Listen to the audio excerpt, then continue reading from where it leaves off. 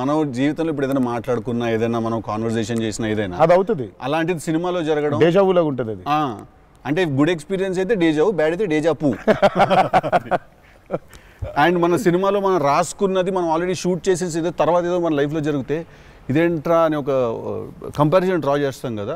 యాస్టీస్గా ఉండకపోవచ్చు, బట్ సిమిలర్గా ఏదైనా. ప్రస్తుతానికైతే అవ్వలేదు, దేవుడి దయ వల్ల. నీకైందా కృష్ణ టిల్లుడు మనోడికి అవుతాయి ఇట్లాంటి అన్ని ఐటమ్ పనులు అన్నీ కదా. అదేలా నా పిలిచి మరీ ఇజ్జత్ తీయండి. నేనే మరి అన్నా నా విశ్వాసం. నేను ఎంత చాలా క్రియేటివ్ క్వశ్చన్స్ అడుగుతుంటాను. వెళ్తే అలా బాడీ దొరకటాలు లేదు సార్, లేదు సార్. పాతి పెట్టడాలు లేదు సార్, లేదు. ముద్దు పెట్టడాల వరకు అయి ఉంటుంది. సెలవు దేవరా సరే కొంచెం దేవరా చేసిందంతా చేసి మళ్ళీ లాస్ట్కి దేవరా 27 సెప్టెంబర్ రిలీజ్. ఇంకేముందన్న చెప్పండి. బాగా కష్టపడిన సీక్వెన్స్ ఏది, మీరు బాగా ఇరిటేట్ అయిపోయి కోపం కష్టం కాదు కానీ ఇరిటేట్. షూటింగ్ నేను రాని ఇంకా నేను అదే చెప్పబోతుంటే మధ్యలో ఆపిండు. నీ మ్యాటర్ లోకి వచ్చింది ఆ మేనిఫెస్టేషన్, నువ్వు వచ్చినావు మళ్ళీ ఆయన అక్కడి నుంచి ఎక్కడ డ్రై లైఫ్, నువ్వు హైలైట్ లైఫ్ డ్రై లైఫ్ లో వెళ్తుంది ఇక్కడ మొత్తం. అది అట్లా కాదు, కరెక్ట్. ఎక్కడ ఉన్నాం? గోవాలో ఫ్రస్ట్రేషన్ వచ్చేసి బీపీ పెరిగిపోయింది. నాకేందంటే అది నువ్వు అన్నావు కదా మేనిఫెస్టేషన్, ఇట్లాంటివి గలీజ్ పనులన్నీ అయితాయి నాకు. వేడి చచ్చిపోతున్నాము, సముద్రంలో అలా నవ్వుకుంటూ ఉండాలి కానీ వేడి తొబ్బేస్తుంది. అంటే ఇంకా పైన అట్లా అట్లా లిట్టలు కట్టుందంటే వర్షం, ఇక నిప్పుల వర్షం కురిపిస్తుంది సూర్యుడు పైకి. అట్లా కూర్చుని పక్కనే ఒక రూమ్ పెట్టిండ్రు, ఏసీ ఉంది అందులో.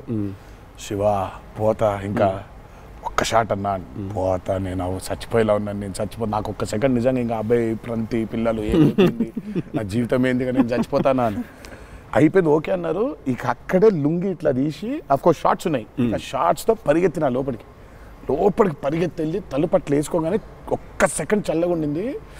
బతికినాన్రా అని చెప్పి ఆ తలుపు వేసి అట్లా బెడ్ మీద అలా పడ్డాను, కరెంట్ పోయింది.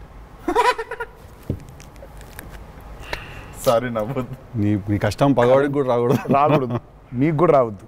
నిజంగా నాకు కరెంట్ పోయింది. కరెంట్ పోయి నేను ఇంకా ఫోను, అమ్మ కరెంట్ పోయింది, ఇంటి దగ్గర జనరేటర్ లేదా, దరిద్రం చూడు. కరెక్ట్గా ఆ రోజే నిన్న ఆడ జనరేటర్ పాడైపోయింది. ఇప్పుడు బయటికి వెళ్తే ఒక టార్చర్, లోపల ఉంటేమో అవన్ అయిపోయింది ఇది. ఇక ఇప్పుడు నేను లోపల, ఇప్పుడు బయట ఒక చికెన్ లాగా ఫ్రై అయిపోవాలా, తందూరు అవ్వాలా, లేకపోతే లోపల ఇడ్లీ లాగా స్టీమ్ అవ్వాలా.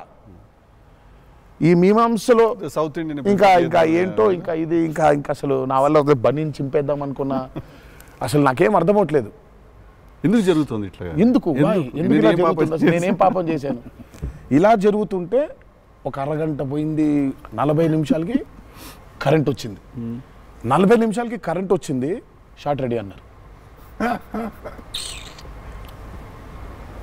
సరే ఇప్పుడు నేను చెప్తా, ఇంకా అవ్వలేదు. ఇప్పుడు ఇది ఎంతసేపు అవుద్ది వేడి, ఇది చల్లబడాలి కదా, ఇది చల్లబడేలోపు టైం లేదు. ఇది చల్లబడాలంటే ఆ రూము ఆ పర్టికులర్ మూమెంట్లో ఈజీగా 15-20 నిమిషాలు పడుతుంది. ఈలోపు షార్ట్ రెడీ అన్నారు. సరే షార్ట్ రెడీ కదా అని చెప్పి మూసిన కర్టన్ ఇట్లా తెరిచిన, షార్ట్ రెడీ కదా శివ ఎక్కడున్నాడని చూద్దామని. ఈ కర్టన్ ఇట్లా తెరిచేసరికి ఈయన రాజసుందర మాస్టర్ పరిగెడుతున్నారు నా రూమ్ వైపు. నాకు అర్థం కావట్లేదు వీళ్ళు దేనికి ఇట్లా పరిగెడుతున్నారని. అక్కడ చల్లగా ఉంది వద్దామేమన్నా. వచ్చిన తర్వాత చూస్తే అప్పుడు ఆయన చెప్తాడు స్టోరీ ఏంటో. సార్ మాది వేరే, అందరం కలిసి భోజనం చేస్తాను, ఆ చెమటలతోనే ఇది అయింది.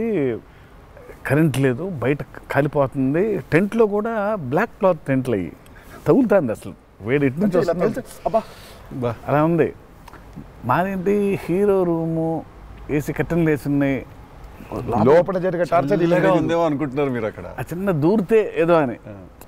సరే కాసేపు రిలాక్స్ అవుతున్నారేమో, కట్టెలు వేసి ఉన్నాయి, ఇప్పుడు వెళ్ళి డోర్లు కొట్టి మరి తుఫాన్ వచ్చినట్టు బయట బాగోదులే అనే ఫీలింగ్లో ఉంటే వీళ్ళిద్దరు అట్లా వెయిటింగ్, ఇట్లా ఇద్దరు అలా వెయిటింగ్. కర్టెన్ ఎప్పుడు తెరుస్తాడా అర్థమైంది. చిన్న ఉన్నారు, చూస్తున్నారు మనల్ని, పరిగెత్తుదాం లోపలికి ఏసీ కోసమని. వచ్చాడు ఎక్కడికన్నా, చచ్చిపోతున్నా అన్న, అయిపో అవ్వట్లేదండి, ఇక్కడ కూడా అట్లాగే ఉంది పరిస్థితి, ఏం పెద్ద లేదు, రండి ఇదే ఇంత వేడిగా ఉంది అన్నాడు.